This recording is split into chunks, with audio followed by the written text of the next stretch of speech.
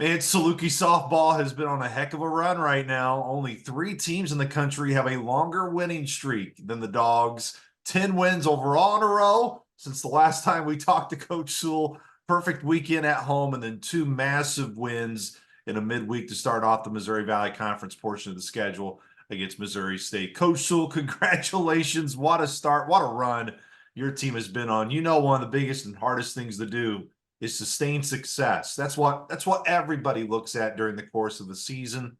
What's been the key to this stretch right now for your team? I think it's been honestly noticing them make adjustments very quickly in game, with not a lot of practice time. And that can be difficult at this time of year, but super impressed with we've been able to lay down sort of what we want to do with this team in game. They've adjusted to that very quickly. And then much like most state the other day, we had to sort of scrap that plan and go with a whole different plan. And that doesn't seem to bother this team. So very impressed with anytime you have solid pitching, hitting and defense, you can kind of do whatever you want when you need to. So the foundation is always going to be there. So I've just been impressed with them just doing the things that they need to do. And then honestly being able to kind of flip the script if we need to. Coach Sewell, you mentioned not a ton of practice time, and a big reason for that is just because of the travel and moving, and of course your games this weekend and having to go play Missouri State. And going to be the same thing. We're talking today on game day, Friday, when you get Drake coming in here this weekend. When you are going through stretches like that in a season, what are the biggest things you have to focus on as the head coach in terms of how you manage the time that you get with your team? Well, I think it's important just to sort of keep it light. There's no reason to go out and, over practice, over scout, over film a team. I thought we did a good job this week of just enjoying each other and kind of keeping it fun and easy. You can't even do things like get in the weight room or, your normal schedule. And that can really bother some teams when they get out of routine. But I think with this club, we've just been able to focus on the game. And when it's game time with this club, and super impressed. If we get a little nugget of practice time, we've been able to use it. But I can tell this team wants to play. So anytime they get in a uniform, it's game on. You can tell. Let's go back to your Coach B Classic. A very successful weekend for your team, being able to sweep both doubleheaders on the Saturday and Sunday, and really in different fashions. All those games. I was talking to Coach Rhodes about their recent stretch, and they've been able to win games in different ways. And he's like, Mhm. "Yeah, I mean that's what we want to do, Luke. You want to find different Yeah. ways to adjust, whether it's adjusting to umpires, adjusting the weather, adjusting to whatever the case may be." What was the overall arcing takeaway that you took away from the Coach B Classic for your team in those four games? I thought our three sort of starters had great starts. And I think going into your conference, everybody got a really good confident start in their pocket. And then we played four sort of different kinds of games, much like baseball was talking about. We saw a couple people. I know we saw Loyola's number one twice, which is going to happen to us in Valley play. A lot of times the Friday starter will come back on Sunday or even close on Saturday. So it's important for us to counter what they counter with. So I thought that was an important lesson for us. But I thought anytime you can come home, get four games in front of the fans, get that home opener under your belt, remind yourself that you're not going to spend the whole year on the road, much like February. Sleep in your own bed, you start to remember, oh, there's always home. And I thought everybody got a piece of that action pretty much. And everybody got in, felt good, had at least one good at bat, one good start. The ball came to them at some point in those four games. So everybody's touched the softball at that point. And then knowing that you have this sort of Missouri State odd opener to the Valley looming in the spring break week can be interesting. And, they don't have their class schedule, their weight room schedule right now. They're very just wide open. So that can go a lot of different ways with some teams. And with our club, we've stayed very disciplined over the weekend, I thought. Coach, Missouri State really challenged themselves in their non-conference portion of the schedule to date. So I know their record overall wasn't exactly where the Bears won, but they've been really good at home. They had one of the longest winning streaks at home, and you go in there and take two back to back, and really in different ways too. But what I felt, and you can add on to it and really put your own words, because your words matter than mine. But Maddie had a pitch in such high stress situations within the league. That's going to happen over and over and over again. And specifically in the first game on Tuesday, when the margin for error is very, very small, and to come in there late with some really big impact for Maddie, I thought was huge. Yeah. Well, and you can't say to your club, this is not a 3-13 team. I mean, you can't open with that line, in the film room. So I think our team sort of sensed that through the first day. Like this is a really good club. And winning in Springfield has not typically been our thing. So it's a very different type of ballpark than we play in any other visiting club. So we got in there, the wind's blowing dead in. And I mean 20 to 25 hard dead in from center. So our power game, I bet you we hit 5 home runs that hit the center fielder and dropped straight down. So immediately we're in the third, fourth inning of the first game thinking we're going to have to completely change this approach. Like we just went from power game to trying to get to second base. And that's anybody that knows us knows the bunting game is not going to be the first thing we go to. But I thought our players adjusted really quickly to what we needed to do, realizing that we had to launch the ball much lower than we want to and really try to hit in front of their outfield. And the best part of it is we had Maddie and Maddia in both games that didn't panic one bit and realized very quickly that they could also pitch into the wind. So we really pitched that team to right field and to right center. And I thought our defense held on. We didn't play perfect defense. It's very hard to play great defense in that stadium. I don't know why. But again, I thought outfield play was really good, and that got us through 2 games. So the plan that we went in there with and the plan that we came out with were very different. But when you have Maddie and you have a Maddie Groff, you can just lay on that foundation and change your offensive plan a little bit. Well, Coach, on the other side of that too, it really seemed like Wednesday's game was going to be right on cue with that, going all the way to the 7th inning. And I think you score your 6 runs there late.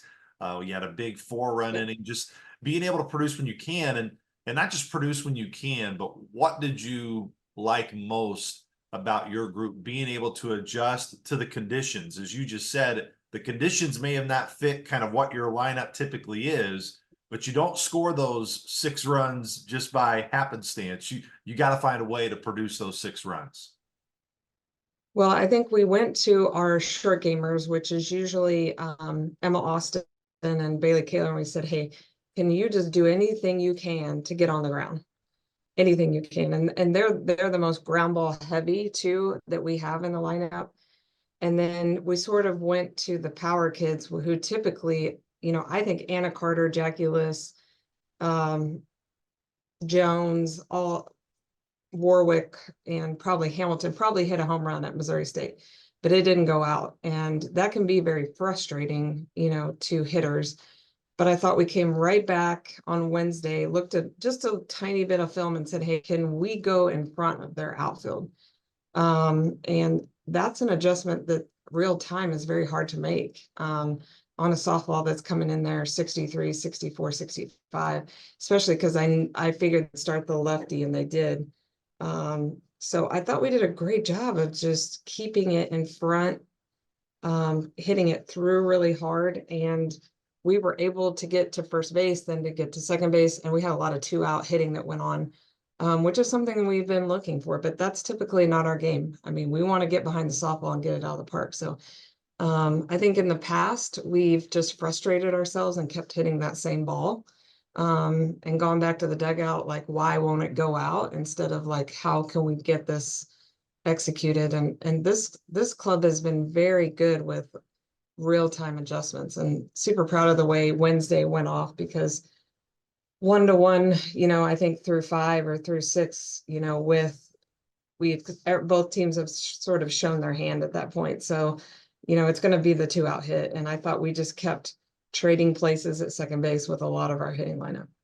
Coach Sewell, we've really expressed kind of what your travel schedule has been like this week. The 2 games Saturday, 2 games Sunday. Obviously, Monday you leave to go to Missouri State. You play Tuesday, Wednesday. You travel back. You get back late in the night on Wednesday, and now you have a game Friday, Saturday, Sunday with Drake. Just looking at Drake, 10-10 on the season for the Bulldogs, but they have also been tested. They played some really high caliber opponents. They played Arizona. They played Oklahoma State. What's impressed you about Drake to this point, and really how they've gone out and really tested themselves as well, just like Missouri State has in the early portion of the season? Yeah, I was looking probably most of their pitching lineup, and I think there's 5 or 6 now carrying the load, and all of them have the nearly exact same innings pitch, which means they can come at you at any time with any of those kids. So I'm guessing maybe 1 time through, we're going to have a pitching change. 2 times through, we're going to have a pitching change. I would expect to see all 5 or 6 this weekend. And if a lineup doesn't adjust quickly, we could potentially not get caught not paying attention. And I think it'll be interesting to see how those real-time adjustments that we made on Wednesday roll over into this weekend offensively. They have some hitters that can do their job for sure. They've had some first teamers come back in here. They have a new coaching staff.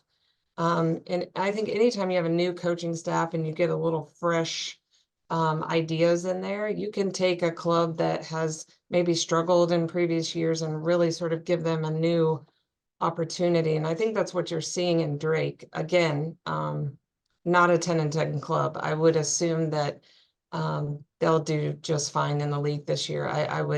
I put them towards the top quarter. So Coach, it's very cliche, and not that I want to speak in cliches ever when we do our interviews, but when you look at teams that win conference championships, which it's clear, I mean, looking over your shoulder, and that is the standard here at Southern, and to continue to move that obviously towards having success in the postseason.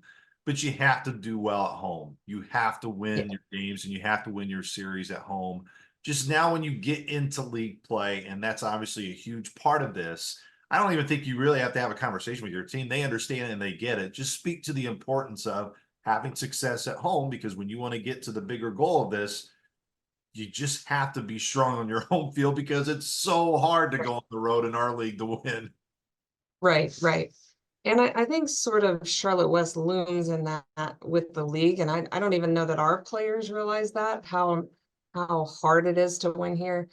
But I think this team, more than any team, they don't assume anything. So they don't assume they're going to win at home. I think they go through the work of making sure that, there's a process to that, and making sure that even those little bits of practice time get done, in taking care of your home site. I just think, the hardest part in doing that sometimes is pitching. And, the pitching has to get managed correctly at home. Pitchers have to pitch well in their home start. So I think that's where we're getting on track really this year, is getting home and really being comfortable out there at Charlotte West. And then I think anytime you put a Maddie and a Mattia out there, you get this instant sense of like, oh, we're at home. I slept in my own bed, and those two are pitching. So, as an offensive player, I can go out and do my thing because I know what we're going to get at home. So, and I think the fan base just adds to that. And, you can tell the weather's getting better. People are starting to sort of mill around and want to be there Friday, Saturday, Sunday night. And I love the Friday night game. It's one of my favorite things to do, is really start at sundown and finish under the lights and get off to a good start. And I think, our team has done a great job of just putting a ton of energy into that 7 innings. And the coolest part is you can just throw everything you have at one game. It's going to be a busy weekend here in Carbondale. You get your choice. You can go see baseball, softball this weekend, support both. It's going to be great weather. I know we had late rain last night, but that is pushed out. It's going to be phenomenal weather this weekend, and Saluki softball begins tonight as we record this. It's going to be a 5 o'clock first pitch is scheduled. there at Charlotte West Stadium. Coach Sewell, keep this thing rolling. Appreciate the time, and we look forward to catching up with you next week. Thanks, Luke. I appreciate it.